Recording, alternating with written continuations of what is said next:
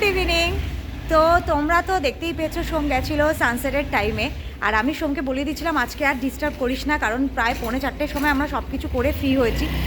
তো সোমকে বলেছিলাম তুই আজকে একাই যাস, ও অনেকবার আমায় বলেছে, আলাম না আজকে আর আমি যাবো না, তুই একাই যাস। সেটাই বললাম না, যেদিনের যাবার সেদিন যদি প্ল্যান করে না হয় পরে কিন্তু আর হয় না। তো কালকে যদি ও টাইমে আসতো কালকে হতো, আজকে তো আর হলো না।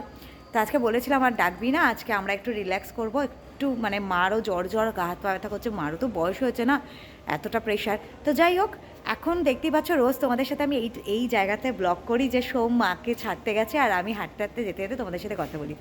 তো আজকে যেটা মেনলি আমি আর সোম আগে বেরিয়েছি। সোম তোমাদের তখন বলছিলই যে ও একটা দোকানে ফেলে এসছে, অ্যাকচুয়ালি দুটো ম্যাসাজার কিনেছিল, তো সেই দুটো ফেলে এসছে। আর মামামের অনেকগুলো খেলনা কেনা হয়েছিল, তার মধ্যে একটা খেলনা তো ট্রাই করব, জানি না কি হবে, যদি পাওয়া যায় তো খুবই ভালো। তো ওইটাই এখন আগে যাচ্ছি, গিয়ে দোকানটা খুঁজে বার করারও ব্যাপার আছে না এতগুলো দোকানের মধ্যে, তো যদি পেয়ে যাই ঠাকুর ঠাকুর করে খুব ভালো হয়। দেন মা এখন একটু রেস্ট নিচ্ছে, মামামকে খাইয়ে দেওয়া হয়েছে, এখন মা আর মামাম আছে। কিরে আমি ব্লগ করছি ক্যামেরার দিকে না থেকে অন্যদিকে। তো এইবার আমি আরও যাচ্ছি ওটা নিয়ে, দেন আমি ওখানে বসবো রাধে ভাইয়ার দোকানে, সোম আসবে মাকে আর মামামকে নিতে। আমার এখানে যে স্কুটিটা নিয়ে ঘুরছি আমি, আমাকে আগেই বলছে কি বলো তো, আমাকে একটুখানি স্কুটিতে দেখাবি আমি যে স্কুটিটা নিয়েছি। তো এই যে দেখিয়ে দিলাম, এটা হলো ওর স্কুটি। আর তুই কত করে কি নিয়েছিস একটু বলে দে মোটামুটি এখানকার ভাড়া। মোটামুটি এটা বন্ধ করে বল। 300 থেকে 500-র মধ্যে পাওয়া যায়, তো একটু বার্গেনিং করলে 400। আমরা মোটামুটি এগুলো স্কুটির ভাড়া বলছিস, বাইক হলে একটু বেশি, সামান্য বেশি হবে। আর আগে পুরীতে এরকম ছিল না, কিন্তু এখন গোয়ার মতো পুরীতে এখন প্রচুর ট্রেন দেয় বাইক, স্কুটি এবং এমনকি গাড়িও। আর তোমাদের তো আমি দেখিয়ে দিলাম যে আমাদের যেখানে আমরা রয়েছি তার অপোজিটেই একদম ভাড়া নেওয়া যায়, তোমাদের দেখিয়েও দিয়েছি। তাছাড়াও তোমরা বিভিন্ন জায়গায় পেয়ে যাবে। সব জায়গায় চল বেরোনো যাক।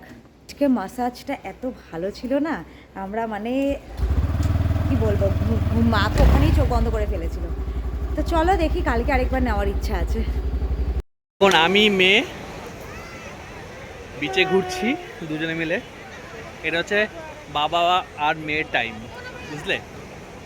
আর বিচে খুব সুন্দর লাগছে।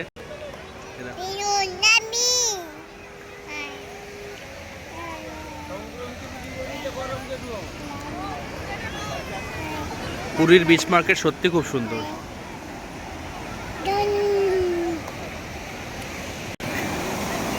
রাতের সমুদ্র,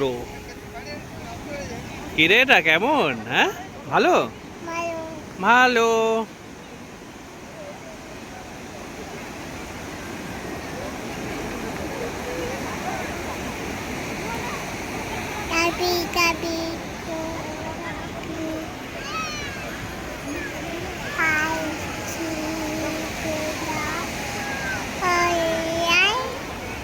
টিয়ে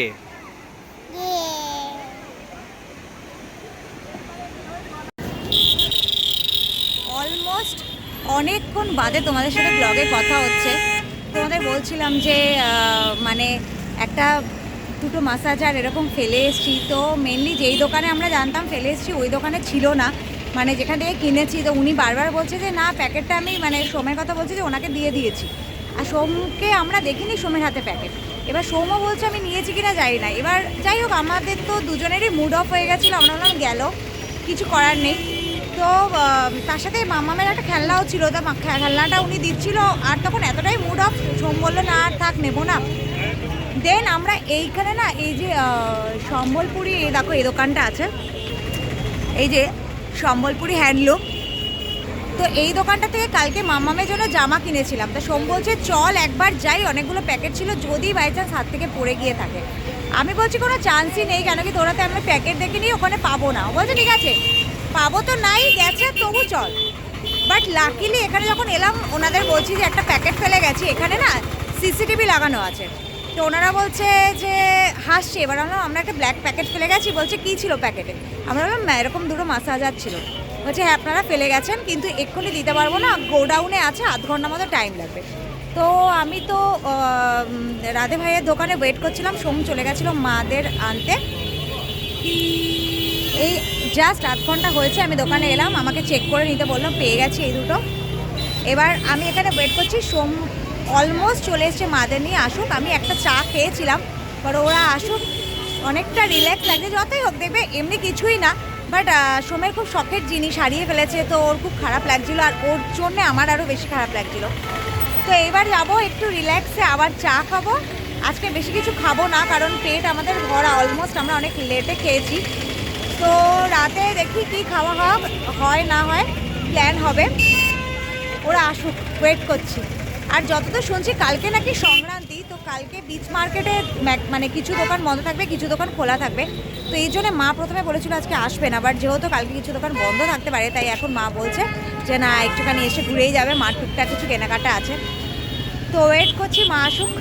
আজকে প্রচণ্ড ভিড়, প্রচণ্ড ভিড়। এরকম মাম্মা, হাই হাই। তো অনেকক্ষণ বাদে আবার ব্লগে এসেছি, মাঝখানে অনেক কিছু ঘটে গেছে, এত কিছু বলছি না, যার জন্য আর ব্লগ করা পসিবল হয়নি। সত্যিই তাই, মানে একটা আজকে কি যে ঘটলো, আজকে সব ঘেটে হয়ে গেছে আজকে।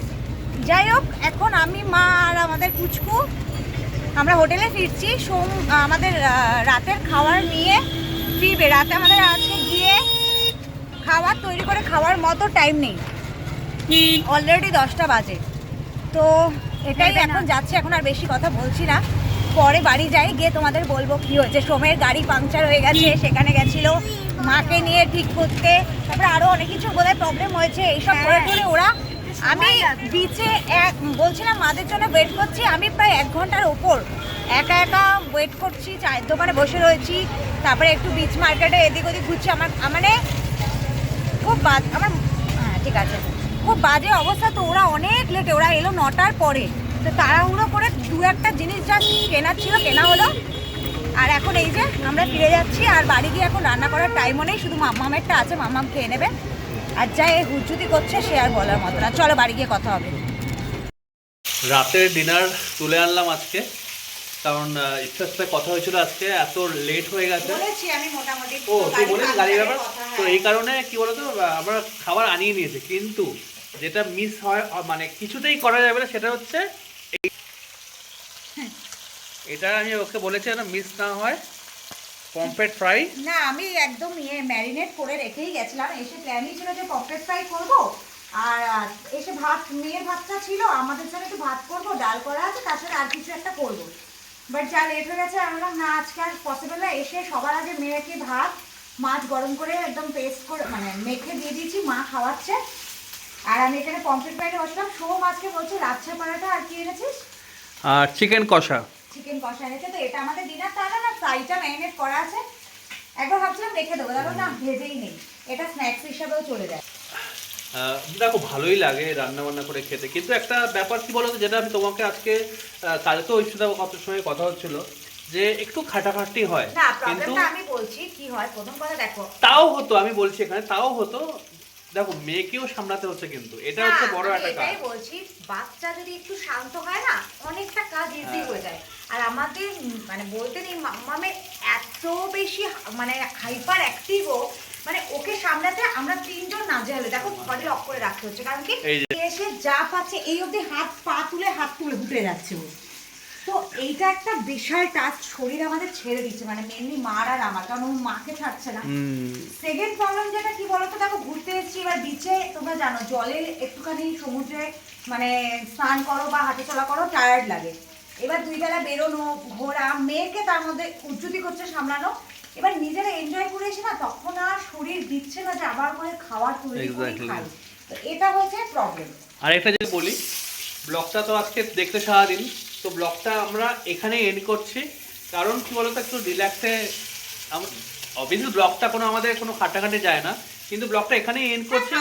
হ্যাঁ হ্যাঁ, আর স্ট্রেচ করছি না আজকে। তো এখানে তোমাদের গুড নাইট একসঙ্গে, কেননা আমার গুড নাইট বলাই হয় না একসঙ্গে, কালকেও আমি একাই বলেছি, তো আজকে বলে দিচ্ছি গুড নাইট তোমাদের সবাইকে। Good night. আর আমাদের জানি এবার আগের মতো তো ওরকম তোমরা পাচ্ছ না, তো তাও আমরা চেষ্টা করছি মামাকে যে এরকম হ্যাঁ যতটা হয় এরকম এরকম একটা জায়গায় আমরা আছি।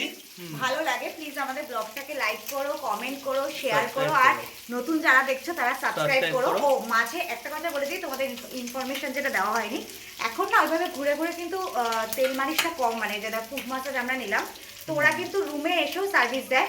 আর আমি একটু বলে দিই, ওরা চার্জ করছিল প্রথমে ফুড মাসাজ যেটা আমরা 500 এক্সট্রা মানে আকুপাংচারের যেটা করলাম, তো ওটা ওরা 500 চার্জ করছিল, ও 450 নিয়েছে। শোল্ডার মাসাজ 200, হেড মাসাজ 200, তো এরকম করে করে। আর ওরা বলে যদি তোমরা হাত হাত পা শোল্ডার হেড একসাথে নাও, তো ওরা মোটামুটি একটু কিন্তু নেগোশিয়েট তোমরা করতে পারো ওদের সাথে। বাট এটা মিস করো না, আমরা আবার কালকে নেব। কি রিল্যাক্সিং বলে বোঝানো পসিবল না। এদিকে চলো মাছ দেখতে দেখতে তোমাদেরকে গুড নাইট করে দিই। চলো Good good night.